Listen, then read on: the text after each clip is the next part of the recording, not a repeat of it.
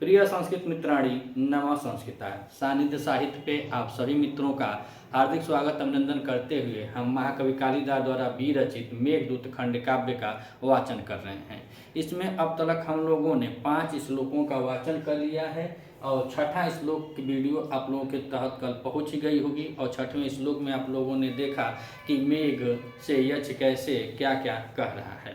तो बता रहा था कि मेरे संदेशी को ले जाना है, संदेशी को कहना है मैं आपके शरण में आया हुआ हूँ और जो श्रेष्ठों से अगर कुछ मांगा जाए अगर वह न भी मिले वो अभी सफल होता है। तो इस तरह वो बताता है कि आप श्रेष्ठ हैं हर कदर से, चाहकर भी अगर मेघ चाहे कि मैं इसके संदेशी को न ले जाऊं, लेकिन फिर भी यक्ष ऐसे ऐसे बातों से उसको प्रेरित करता है कि न चाहते हुए भी मेघ को जाना ही पड़ेगा। ऐसे ही शब्दों को एक बार फिर श्लोक नंबर 7 में कवि जी ने निबद्ध किया है और इसमें यह बतला रहा है, यक्ष मेघ से कह रहा है कि तुम संदेशा लेकर जाओ। और संदेशा लेकर जाना का है तो अलकापुरी के पहचान के बारे में इस श्लोक में बतलाया गया है। महाकवि कालिदास द्वारा विरचित मेघदूत खंड काव्य 2 खंडों में विभक्त है, पूर्व मेघ और उत्तर मेघ। और पूरे मेघदूत में मंदाक्रांता छंद में यह निबद्ध है और इसका मंगलाचरण वस्तु निर्देशात्मक मंगलाचरण है।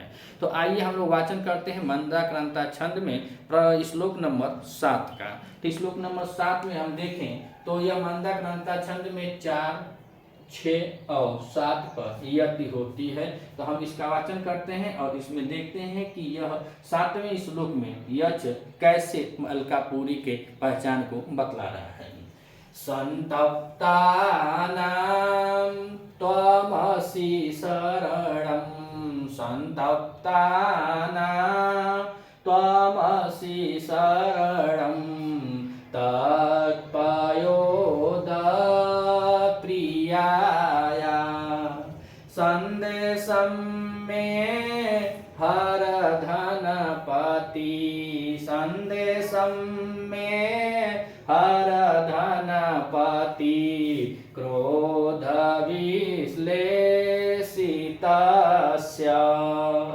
गन्तव्या ते वसतिरलका, नाम यक्षेश्वराणां, वायोदान स्थित हरशिर, वायोदान स्थित हरशिर, चंद्रिका धौत हर्म्या, चंद्रिका धौत हर्म्या। महाकवि जो हैं मलिनाथ जी, उनके द्वारा इस मेघदूत पर संजीवनी टीका भी लिखा गया है। कालिदास जी की कुल हमारे संस्कृत साहित्य में 7 रचनाएं प्राप्त होती है, जिसमें से 3 नाटक हैं, 2 महाकाव्य हैं और 2 में से एक गीत काव्य है जो ऋतु संहार है, जिसमें 6 ऋतुओं का वर्णन किया गया, और एक खंड काव्य है जो मेघदूत हमारी यूपी टीजीटी के सिलेबस में पूरा लगा हुआ है। इसमें अब देखिए यहाँ पे यक्ष मेघ को संबोधित करते हुए कह रहा है, यहाँ पे संबोधन है, कह रहा है कि हे पयोद। पयोद शब्द किसके लिए प्रयुक्त हुआ है? तो मेघ के लिए। हे मेघ, हे जलद, हे पयोद। तो कह रहा है कि हे पयोद अर्थात कि हे मेघ, त्वम मतलब यहाँ भी मेघ का बोध हो रहा है, मेघ को कह रहा है कि त्वम अर्थात तुम, संतप्तानां शरणम असि, तुम संतप्तों के शरणार्थी हो, अर्थात जो संतप्त हैं, जो विरह में हैं, जो विरही लोग हैं, उनके आप रक्षक हैं। हे पयोदः कह रहा है कि हे पयोदः त्वम संतप्तानां शरणम असि, आप जो विरह से युक्त हैं ऐसे पीड़ितों के आप रक्षक हैं। माना तो यह जाता है कि अगर देखा जाए तो यह संतप्तों का रक्षक मेघ बहुत संतप्तों का रक्षक होता है। जैसे गर्मी का महीना है, इस समय मान लीजिए गर्मी का महीना मई जून की तपती गर्मी है और इसमें जन लोग, पशु पंछी, हर लोग बहुत दूर दूर तक हम लोग खेतों में देखते हैं तो यहाँ से बहुत जीव जंतु अब भैंसा भी हो गए हैं और खड़ोज ओड़ोज भी हो गए हैं, बहुत दूर दूर तक एक तो गर्मी से व्याकुल, दूसरे पानी नहीं मिलता है, हम मनुष्य हैं, हम भी गर्मी से परेशान रहते हैं। तो अनेकों प्रकार से यह मेघ बहुत लोगों को संतृप्त करता है, लेकिन यहाँ पे विशेष रूप से बता रहे हैं कि विरही लोग जो होते हैं उनको संतृप्त करता है। तो मेघ रक्षक है। और कैसे देखिए यहाँ पे बात कर रहा है यक्ष मेघ से कि वो चाह कर भी मेघ अगर कहे कि मैं संदेशा ना ले जाऊं, हम तो नौकर हैं क्या कि संदेशा लेके जाएं, तो वह ऐसा न कह पाए, इसलिए यक्ष मेघ से कह रहा है कि त्वम संतप्ता नाम शरणम असि, तुम संतप्तों के रक्षक हो हे पयोध, हे मेघ तुम संतप्तों के रक्षक हो तो हमारी भी रक्षा करो। अब नीचे कह रहा है कि संदेशम में हर धनपति क्रोध विश्लेषितस्य।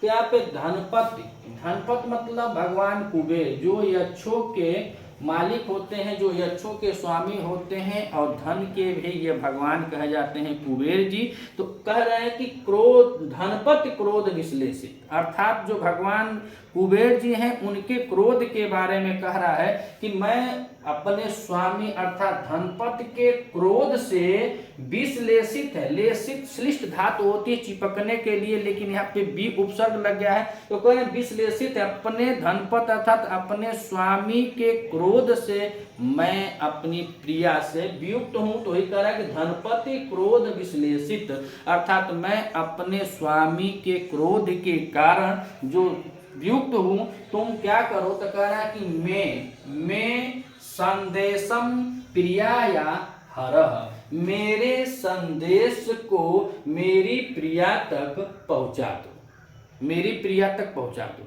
ऊपर की लाइन में बताया कि तुम संतप्तों के रक्षक हो और मैं भी संतप्त हूँ। और काहे संतप्त हूँ, तो बताया कि मेरे स्वामी अर्थात कुबेर के क्रोध से मैं अब दूर हूँ, अपनी प्रिया से दूर हूँ, अपने विरह के दिनों को काटा हूँ, मैं भी विरही हूँ, विरह युक्त हूँ। तो इसलिए मैं अर्थात मेरे संदेशम माने संदेश को, प्रिया मतलब उसकी प्रिया तक, हर माने पहुँचाने के लिए करा कि मेरी प्रिया तक मेरे संदेश को पहुँचा दो। तो ऊपर की दो लाइनों में बस इतना ही यक्ष बता रहा है मेघ से कि मैं भी अपनी प्रिया से वियुक्त हूँ, मैं भी अपनी प्रिया से दूर हूँ, मैं भी एक विरही हूँ, तुम मेरे संदेश को ले जाओ, काहे कि आप संतप्तों के संरक्षक हैं, अर्थात आप संतप्तों के रक्षक हैं, विरहियों के रक्षक हैं। और नीचे की दो लाइनों में कह रहा है कि गंतव्याते वसतिरलका नाम यक्षेश्वराणाम वायोदान स्थित हरशिरा। तो कह रहे हैं कि ते मतलब तुम्हें, ते मतलब तुम्हें वायोदान स्थित, अर्थात तुम्हें बाहरी उद्यान में स्थित, बाहरी उद्यान में स्थित हर सिरह चंद्रिका, हर माने यहाँ भगवान भोलेनाथ महादेव जी के बारे में बता रहे हैं कि महादेव अर्थात शंकर भगवान के बारे में कह रहे हैं कि तुम्हें बाहर के उद्यान में स्थित अर्थात विद्यमान महादेव भगवान शंकर के सिर पर चंद्रिका अर्थात जो चांद उनकी सिर पर लगा है, उस चांद की चांदनी से धौतः हरम्या, और हरम्या माने होता है महल, हरम्या मतलब महल। तो कह रहा है कि ते माने तुम्हें बाहरी उद्यान में विद्यमान भगवान शिव शंकर के चांद के प्रकाश से अर्थात उस चांद के चांदनी से, यहाँ पे कह रहे हरम्या धौतो, वहां के महल जो हैं वह एकदम धवल अर्थात उज्जवल दिखाई पड़ेंगी। वहां के महल कैसे होंगे, उज्जवल दिखाई पड़ेंगे। इतना अच्छा यह पहचान अलकापुरी का बता रहा है कि यक्ष मेघ से कि मेघ का कोई भी उस पहचान को नहीं भूल पाएगा। तो ऊपर बताया कि मैं भी विरह से युक्त हूँ, मेरे संदेशे को ले जाओ। और नीचे कह रहा है कि ते वायोदान स्थित हर सिरह चंद्रिका धौत हरम्या, जब तुम जाओगे जिसके तुम्हें बाहरी कर ते वायोदान, तुम्हें बाहरी उद्यान में विद्यमान भगवान शंकर के माथे पर लगे हुए चंद्र, जो चंद्रमा उनके माथे पर लगा हुआ है, उस चंद्रमा के चांदनी से क्या कर रहे हैं, धौतहर्म्या, वहां के महल जो है वह प्रकाशमय होंगे, उस चांदनी में धवल कलर से युक्त वहां के जो महल है उन महलों में कह रहे हैं, उन महलों से कह रहे हैं कि अलका वसति अलका, वसति अलका अर्थात वहां पे जो अलकापुरी है तो उसके बारे में बता रहे कि वसति अलका नाम यक्षेश्वराणा, जहां यक्षेश्वराणा, यक्षेश्वर काहे कह रहा है तो जो यक्षों के स्वामी अर्थात कुबेर है, ऐसी वैसी अलका वो न जा सके, इसलिए इतने अच्छे ढंग से अब यह यक्ष मेघ से पहचान बता रहा है अलकापुरी का कि ते वायोदान स्थित हर सिरा चंद्रिका, तुम्हें बाहरी उद्यान में विद्यमान भगवान भोलेनाथ शंकर जी के चंद्रमा से चांदनी से युक्त वहां के जो श्वेत महल दिखाई दें, और कह रहा है कि वसति अलका नाम यक्षस्वराणा, जहां यक्षों के मालिक कुबेर की नगरी अलकापुरी है, जहां यक्ष निवास करते हैं, और यक्षों के साथ ये ना कि दो चार को यक्ष वहां है तो वहां चले जाना, यक्षों के साथ उनके स्वामी अर्थात कुबेर जी का जहां पे निवास है, ऐसे अलकापुरी में बता रहा है कि वसति गंतव्या, ऐसे अलकापुरी में तुमको जाना है, अर्थात उस कुबेर की नगरी में तुमको जाना है। एकदम अलकापुरी का सटीक और बहुत अच्छे ढंग से एक एक चिन्हित करके अभी बताएगा। पूरे पूर्व मेघ में हम लोग पढ़ेंगे तो यक्ष कोई अपना संदेशा नहीं बताता है, पहले यह कहता है कि मेरे द्वारा बताए गए अपने मार्ग का वृत्तांत तो सुनो गुरु कि तुमको जाना कैसे है वही बताता है। तो यहाँ पे अभी अलकापुरी का पहचान बतलाया, तो कह रहा है कि तुम जब जाओगे तो उसके बाहरी उद्यान में भगवान शंकर के नाम, शंकर जी के चंद्र का जो चंद्रमा है उसकी चांदनी से धुला हुआ वहां के महल युक्त होंगे। और उसके बाद कह रहा है कि जो अलकापुरी है तो कैसी है, यक्षस्व राणाम अर्थात जहाँ यक्ष रहते हैं और यक्षों के स्वामी जो धन के मालिक कहे जाते हैं कुबेर जी, कुबेर जो है वह रहे और यक्ष रहे, ऐसे जगह पर उस अलकापुरी में गंतव्य वसति गंतव्य अर्थात तुमको कुबेर की नगरी में जाना है। यहाँ तक हम लोगों ने हिंदी देख लिया। अब कुछ इसके महत्वपूर्ण बातों को हम देखते हैं कि यहाँ पे कौन से व्याकरण टिप्पणियां लगी हुई हैं और कौन से शब्दों का कौन सा अर्थ होता है। तो यहाँ पे आइए हम फिर से एक बार इसको देखते हैं।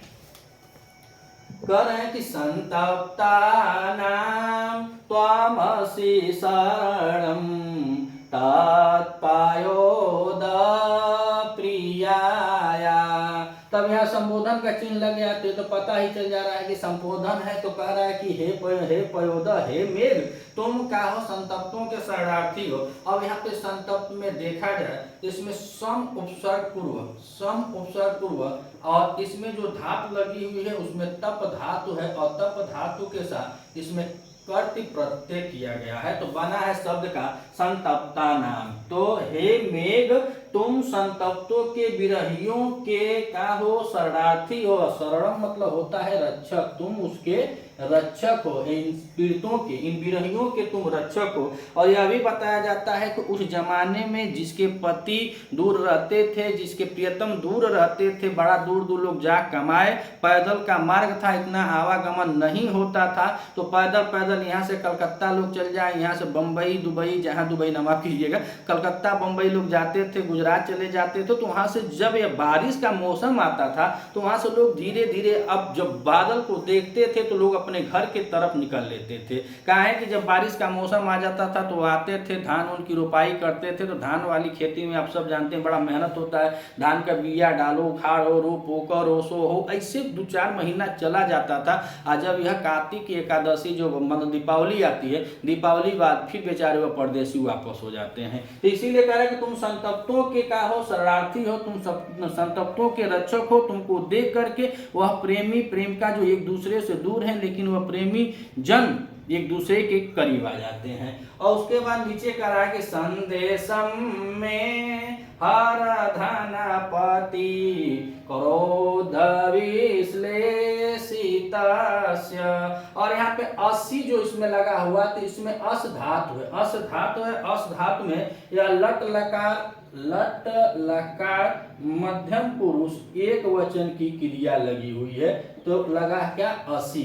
और दूसरे लाइन में कह रहे हैं कि धनपति के क्रोध से मैं विश्लेषित हूं। अगर श्लिष्ट धातु है, और श्लिष्ट धातु होती है चिपकने के अर्थ में, लेकिन बी उपसर्ग पूर्वक किया गया है, तो इसमें हम देखेंगे तो यहाँ पे जब हम यह उसको देखें तो यहाँ पे हम देख लेते हैं विश्लेषित। तो विश्लेषित में बी उपसर्ग है और बी प्लस के साथ इसमें श्लिष्ट धातु है, और श्लिष्ट धातु कहाँ लगती है चिपकने के लिए, लेकिन यहाँ पे जब बी उपसर्ग लग गया है तो वहां पे दूर बताने के लिए हो गया है। तो यहाँ पे ऋच और ऋच के साथ यहाँ पे कत प्रत्यय किया गया है, तो शब्द बना है विश्लेषित। तो वह अपने दूर है, किससे, प्रिया से, और जब अपनी प्रिया से वह दूर है, और काहे दूर है, तो धनपति के क्रोध के कारण। तो कह रहा है कि मैं संदेशम हर, हर माने होता है ले जाना, मेरे संदेशे को ले जाओ, धर माने ले जाना।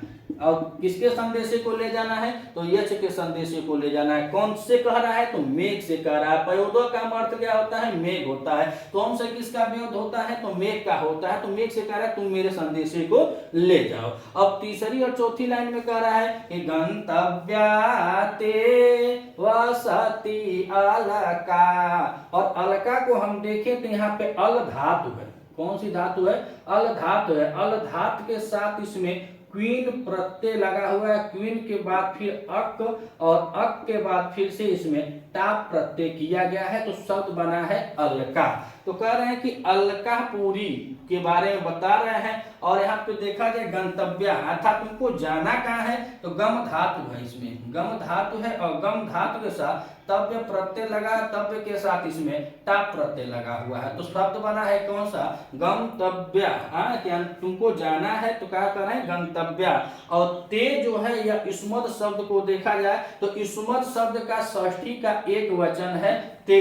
तो कह रहे हैं कि तुमको जहां बाहरी उद्यान में स्थित हो, तो यहाँ देखें तो कह रहे हैं तुमको कहाँ जाना है, तो यक्षों की नगरी अलकापुरी जाना है। और कहाँ जाना है, तो उसके संदेशे को लेकर के जाना है। और कह रहे हैं कि वसती, और वसती में इसमें देखा जाए तो इसमें वस धातु है। कौन सी धातु है, वस धातु है। वस धातु के साथ इसमें अति लगा हुआ है, तो बना है वसती।